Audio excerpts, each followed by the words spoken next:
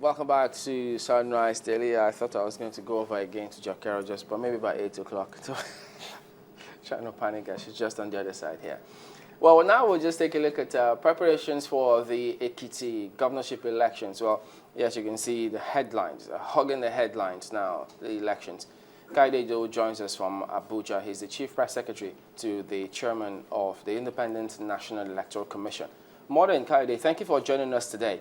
What can you tell us about preparations for the elections in Ekiti? Yeah, the Commission has put everything humanly possible in place to make sure that we have a very successful, hitch-free, and credible election on Saturday. Now, in the course of the week, the chairman was in Ekiti, and he actually did something he has not done in past elections. He did this check on what we call super racks. That is the super registration area centers where materials are deployed to stay overnight before onward deployment to polling units, just to be sure that those centers are ready. And what we saw on ground, I was with him, what we saw on ground indicates that everything is ready.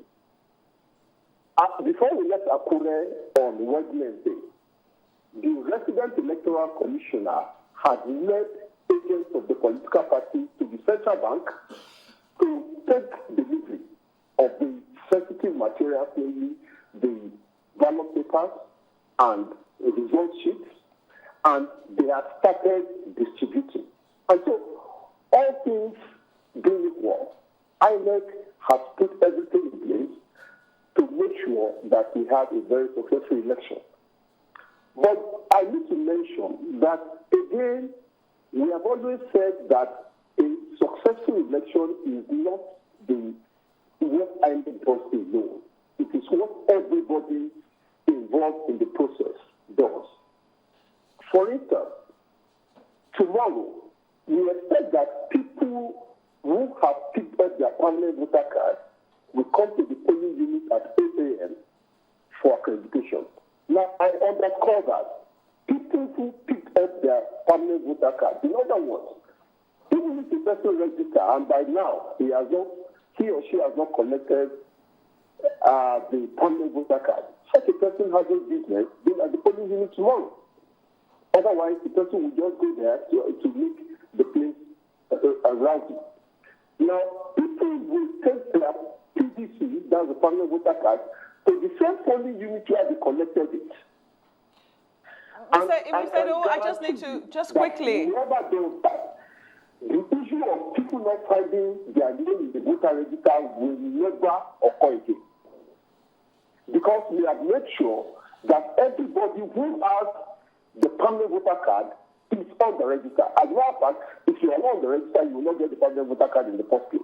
And so, these are the things that INEC has done, and hope that other people will also play their role to make the process very smooth and successful.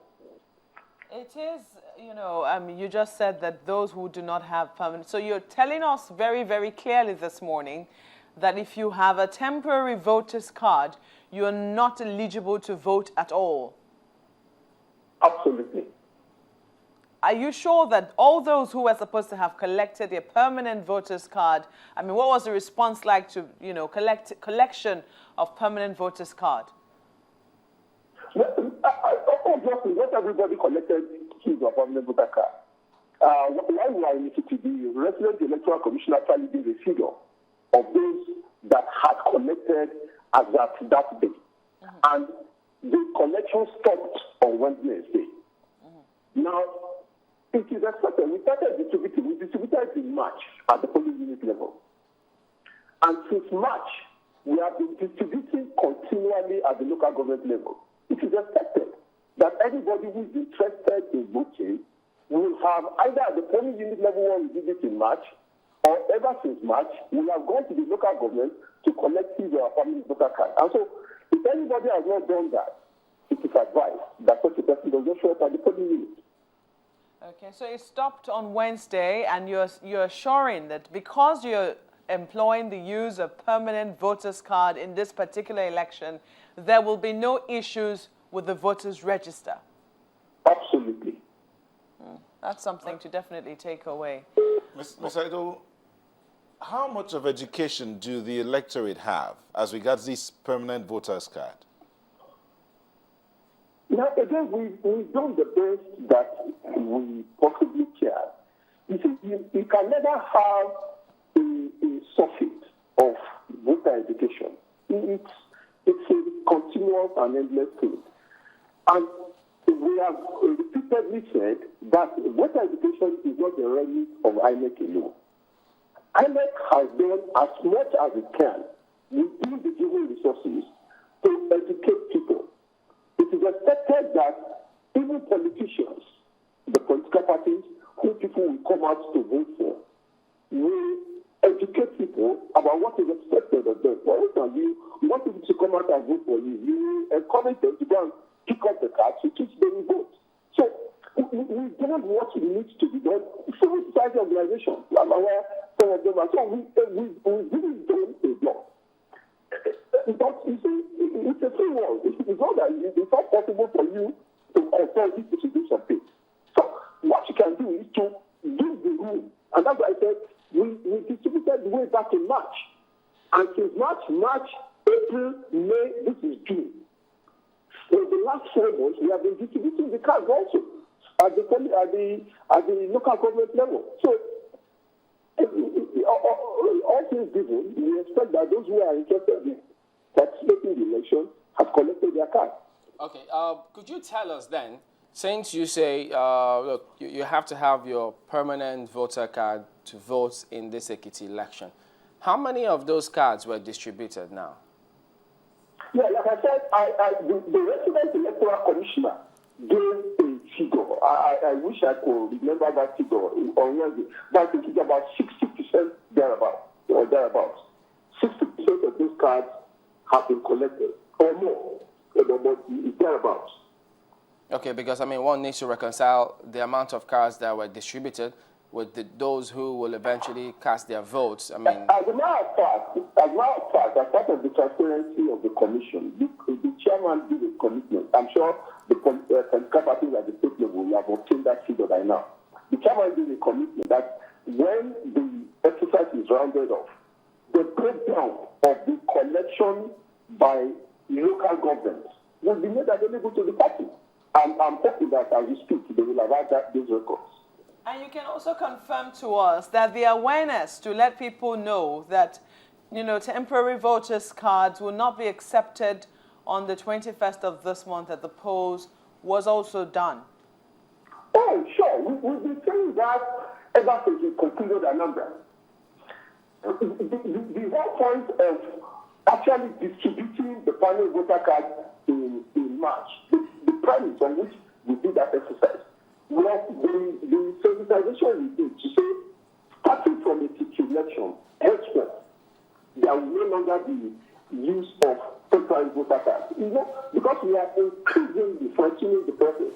In Anambra, we stopped using addendum register, even though that had some challenges, because some people who really did not buy into the sensitization earlier on suddenly found themselves backfooted as far as the register was concerned. Now, we have done a lot of sensitization and announcements to say, starting from the T2, and that is to say, the T2 Osho and 2015. And in fact, by elections in between Osho and 2015, we will no longer be using temporary voter cards. We will be using permanent voter cards, and that's why we started with this distribution in March. Don't forget that just last month, we also did the distribution in set of 10 states, 10 other states, besides the Ekiti national. And next month, we'll be doing another distribution in about 12 states. So we made the point crystal clear that permanent voter cards will be the criteria for voting in the Ekiti election. And I believe by now everybody is aware of that. Tyler, take us through the process tomorrow. What are we to expect? Are you going to be employing DDC machines at the polling stations for verification at all? Okay, thank you very much, Martha. You see, the point is the DDC machine is not a machine to vote with. The DBC machine is a data capture for voter registration. So you will not find DBC machines at the polling units tomorrow. They are used for the continuous voter registration that we did in March. All that you do, people are expected tomorrow, go to the polling unit at 8 a.m. with your permanent voter card. The same polling unit where you collected those cards or where you are registered to vote. You can go to another polling unit. Otherwise, you will not find your name there. Go to the polling unit where you are registered to vote and where your permanent voter card is on the basis of which your permanent voter card is issued. Get accredited and wait till 12 noon when the accreditation process ends. There will be turnaround time of 30 minutes. And so by 12:30, it is expected that everybody who has accredited, some will accredit and leave, especially those who get early to the polling units will accredit and leave. But it is expected that if people have left the polling unit, by 12:30, everybody is back at the polling unit to join the queue. That's what the process we introduced in 2011. Now, the sense in that process is that if people choose simultaneously in the 2,195 polling units that we have in the Ekiti State, for instance, the issue of somebody voting somewhere and going another place to vote will not happen. So, people will choose simultaneously at all the polling units at 12:30. And when people are queued, when it is known that the last person being expected as queued, a post orderly will come at the back of the last person on the queue. And after that, the orderly has taken his position at the back of the queue, nobody else can get that queue. So voting commences. And when the last person on that queue votes, voting ends. Then the collation can begin. Do you foresee any challenges in terms of logistics tomorrow? No, again, that's what I spoke about, even the step checks that the Honorable Chairman did on Tuesday. From what is on ground, we should have it smooth with logistics tomorrow. You got all the cooperation that you needed, or you've deployed all the resources that you need in such a way that there will be no accusation that they had to get help from the government? Usually we do not get help from government by way of logistics. And yes, in top areas, in 2011, we had use of the aircraft of the Air Force to help take those things across difficult terrain and stuff like that. But in a place like Ekiti, we are going to be deploying those materials. We have already put in place our super racks where people select over and from where they continue every deployment this morning. And by tomorrow morning, God helping us, the polling unit should be open before 8 a.m.